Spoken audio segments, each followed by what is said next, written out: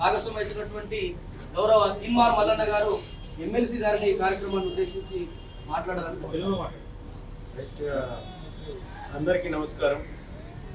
ఇవాళ 22 రోజులుగా ఒక మనిషి తను నమ్ముకున్నటువంటి సమాజం కోసం నిరాహార దీక్ష చేస్తున్నటువంటి సందర్భంలో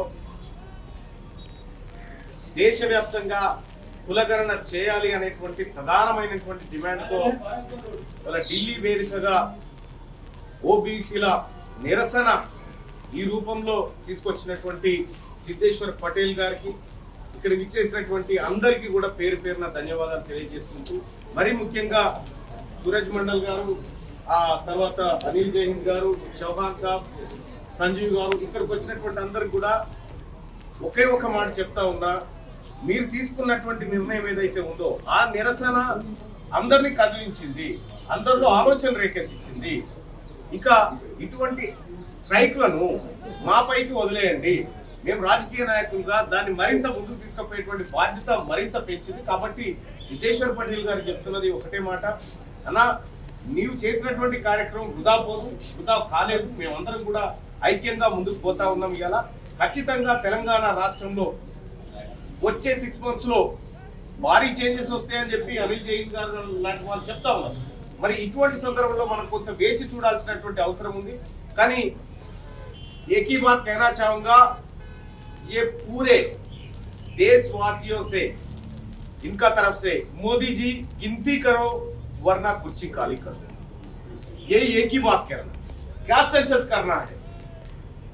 हमारा तेलंगाना में कांग्रेस पार्टी ने क्या सेंसस किया, वो रिपोर्ट पूरा से पूरे आने वाला है, इनका फ्रूट्स भी डिस्ट्रीब्यूट करना है। आप क्यों नहीं करते? पूरे तेलंगाना और देश में भी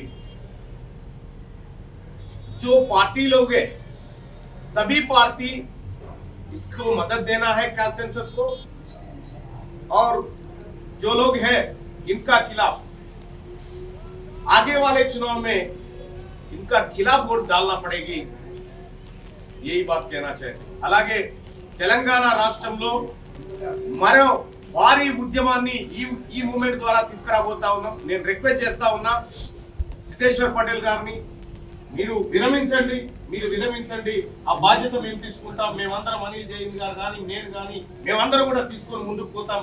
పక్కా మీరు ఏదైతే ఆశిస్తున్నారో ఆ సమాజాన్ని నిర్మించడం కోసం ముందుకు పోతాం. క్యాస్ట్ సెన్సస్ ని దేశవ్యాప్తంగా చేయించేటువంటి డిమాండ్ లో మేమంతా భాగస్వాములు అవుతామని చెప్పి మీకు చెప్తూ, రిక్వెస్ట్ చేస్తూ, మీరందరూ కూడా ఈ దీక్షను విరమించి మీకు మద్దతుగా ఉన్నటువంటి వాళ్ళందరికీ కూడా మేము అండగా నిలబడతామని చెప్పి తెలియజేస్తూ సెలవు. అందరికీ నమస్కారం. కేంద్ర ప్రభుత్వం ఒక మంచి నిర్ణయాన్ని తీసుకుంది. దేశవ్యాప్తంగా జనగణనతో పాటు కులగణన కూడా చేస్తామని చెప్పి ఇవాళ క్యాబినెట్లో నిర్ణయం తీసుకున్నటువంటి ఎన్డీఏ ప్రభుత్వానికి తెలంగాణ రాష్ట్రంలోని బీసీల పక్షాన కృతజ్ఞతలు తెలియజేస్తా ఉన్నాం. అయితే 1931లో ఆగిపోయినటువంటి కులగణన 90 సంవత్సరాల తర్వాత మళ్ళీ కులగణన చేస్తామని చెప్పడం, ఈ దేశంలో ఉన్నటువంటి మరి ముఖ్యంగా బీసీల జనాభా ఎంతుందనేది ఇప్పటికీ ఆ బీహారు, ఆ తర్వాత కర్ణాటక, తెలంగాణ రాష్ట్రాలు చేసినప్పటికీ కూడా ఒక బీహార్ మినహా ఏ రాష్ట్రం కూడా స్పష్టమైన డేటాను బయటపెట్టలేదు. సో ఈ కులగణన ద్వారా కొన్ని అంశాలు బయటకు వచ్చేటువంటి అవకాశం ఉంది. మరీ ముఖ్యంగా మొన్న జరిగినటువంటి క్యాస్ట్ సెన్సస్లో జరిగిన అవకతవకలు ఇవి బయటపడేటువంటి అవకాశం ఉంది. రెండోది, బీసీల జనాభా తెలంగాణ రాష్ట్రంలో 56.7% ఉందని రాష్ట్ర ప్రభుత్వం ఏదైతే చెప్పిందో ఈ లెక్కలు కూడా బయటపడేటువంటి అవకాశం ఉంది. ఆ లెక్కల కంటే ముందే ఈ రాష్ట్ర ప్రభుత్వాన్ని డిమాండ్ చేసేది ఏంటంటే, మీరు చేసినటువంటి కులగణన ఏదైతే ఉందో ఆ కులగణన లెక్కలు ఇప్పటికైనా బయట పెట్టండి. లేదంటే 4 రోజులు అయితే ఎట్లాగో కేంద్ర ప్రభుత్వం బయట పెడుతుంది, అది తప్పది. కానీ రాష్ట్ర ప్రభుత్వం చేసినటువంటి పొరపాట్లను సరిదిద్దుకోవడానికి ఇంకా కొంతకాలం మాత్రమే ఉంది. ఈ కొంతకాలాన్ని సద్వినియోగం చేసుకోవాలని చెప్పి రాష్ట్ర ప్రభుత్వానికి సూచన చేస్తూనే, అలాగే కేంద్ర ప్రభుత్వానికి కూడా ఒక సూచన చేయదలుచుకున్నాం. 2011లో అప్పుడున్నటువంటి యూపీఏ గవర్నమెంట్ కూడా క్యాస్ట్ సెన్సస్తో పాటు సెన్సస్తో పాటు క్యాస్ట్ సెన్సస్ కూడా చేసింది. కానీ ఆ వివరాలను అప్పటి యూపీఏ గవర్నమెంట్ బయట పెట్టలేదు. సో ఇప్పుడు కేంద్ర ప్రభుత్వం ఏదైతే క్యాస్ట్ సెన్సస్ రూపంలో ముందుకు వస్తూ ఉందో 2011లో ఉన్నటువంటి క్యాస్ట్ సెన్సస్ లెక్కలను బయట పెడుతూ కొత్త సెన్సస్ చేస్తే కూడా బాగుంటుంది. ఈ 10 ఏళ్ల కాలంలో బీసీల్లో అలాగే కులాల మధ్య వచ్చినటువంటి గ్రోత్ ఏంది అనేది కూడా తెలిసిపోతుంది.